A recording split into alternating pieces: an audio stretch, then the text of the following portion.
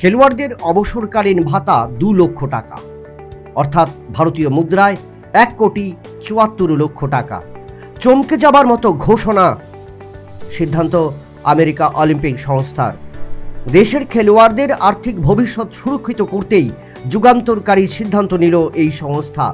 ক্রীড়াবিদদের পাশে দাঁড়াতেই অভিনব উদ্যোগ গ্রহণ নিল ইউএস অলিম্পিক অ্যান্ড প্যারা অলিম্পিক্স কমিটি।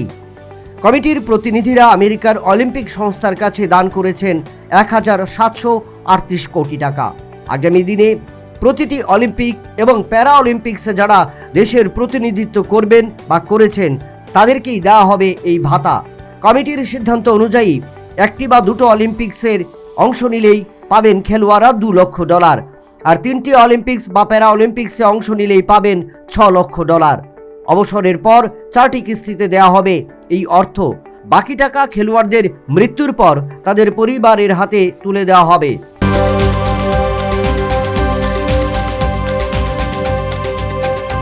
(1930 থেকে 2030) 100 বছর পূর্ণ হবে বিশ্বকাপ ফুটবলের। ফিফার আয়োজনে 2030 সালে অনুষ্ঠিত হবে বিশ্বকাপ ফুটবল প্রতিযোগিতা। এই প্রতিযোগিতাকে ইতিহাসের খাতায় লিখতে চাইছে বিশ্ব ফুটবল সংস্থা ফিফা। 2025 সাল থেকেই পরিকল্পনা হাতে নিয়েছে ফুটবল সংস্থাটি। লক্ষ্য 64টি দলকে নিয়ে বিশ্বকাপের 100 বর্ষ পূরণের বিশ্বকাপ আয়োজন করবার। 2030 সালে বিশ্বকাপের আয়োজন করবে মরক্কো, স্পেন এবং পর্তুগাল। পাশাপাশি আর্জেন্টিনা, প্যারাগুয়ে এবং উরুগুয়েতে হবে ম্যাচ। ফাইনাল ম্যাচ এবং উদ্বোধনী ম্যাচ কোথায় হবে সে বিষয়ে এখনও পাকা সিদ্ধান্ত হয়নি। তবে 1930 সালের বিশ্বকাপের আয়োজক ছিল উরুগুয়ে। ফাইনালে প্রতিদ্বন্দ্বিতা করেছিল আর্জেন্টিনা এবং স্বাগতিক দেশ উরুগুয়ে, যার কারণে আবারও নতুন উন্মাদনা তৈরি হচ্ছে বিশ্ব ফুটবল সংস্থায়। 5 বছর আগে থেকেই 100 বর্ষের বিশ্বকাপ আয়োজন করবার একগুচ্ছ পঞ্চবার্ষিকী পরিকল্পনা হাতে নিল বিশ্ব ফুটবল সংস্থা।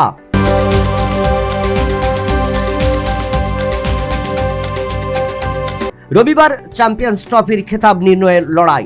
দুবাইতে অনুষ্ঠিত ফাইনালে প্রতিদ্বন্দ্বিতা করবে ভারত এবং নিউজিল্যান্ড দল। ফাইনাল ম্যাচের 48 ঘন্টা আগেই ঘোষিত হলো 2 আম্পায়ারের নাম। রবিবার ফাইনালের আম্পায়ারের দায়িত্ব পালন করবেন ইংল্যান্ডের রিচার্ড ইলিংওয়ার্থ এবং অস্ট্রেলিয়ার পল রেডফল। উল্লেখ্য বিষয়, 2023 সালের একদিবসীয় বিশ্বকাপ, 2024 সালের টি-20 বিশ্বকাপ এবং 2025 সালের চ্যাম্পিয়ন্স ট্রফি, 3টি বিশ্বকাপের একদিকে রয়েছে ভারতীয় দল, আর অন্যদিকে 3টি ফাইনালেরই আম্পায়ারের দায়িত্ব পালন করবেন রিচার্ড ইলিংওয়ার্থ।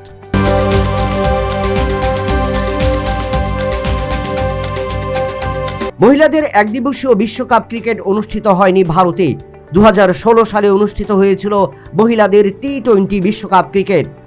প্রায় 1 দশক পর পুনরায় ভারতের মাটিতে শুরু হচ্ছে আইসিসি অনুমোদিত মহিলা বিশ্বকাপ ক্রিকেট প্রতিযোগিতা। প্রতিযোগিতার 6 মাস আগে থেকেই ভারতীয় দল গঠনের ব্যাপক প্রস্তুতি শুরু করে দিল বিসিসিআই। আইসিসির চেয়ারম্যান জয় শাহ জানিয়েছেন, অনেক আগে থেকেই ভারতীয় দল গঠনের পরিকল্পনা হাতে নিয়েছে বিসিসিআই। মহিলাদের আইপিএল শুরু করবার একমাত্র পরিকল্পনা ছিল একটাই, ভারতের মাটিতে একদিবসীয় মহিলা বিশ্বকাপ ক্রিকেট প্রতিযোগিতার লক্ষ্য।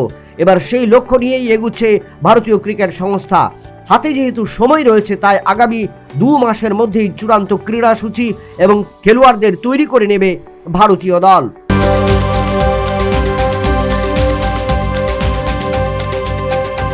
রাজধানীতে অনুষ্ঠিত 73তম বি.এন. মল্লিক মেমোরিয়াল সর্বভারতীয় পুলিশ ফুটবল প্রতিযোগিতার পুরুষ বিভাগে চ্যাম্পিয়ন হলো সিআইএসএফ এবং মহিলা বিভাগে চ্যাম্পিয়ন হলো এসএসবি। মহিলাদের ফাইনালে এসএসবি 3-2 গোলের ব্যবধানে বিগত চ্যাম্পিয়ন আসাম রাইফেলসকে হারিয়ে খেতাব দখল করে নেয়।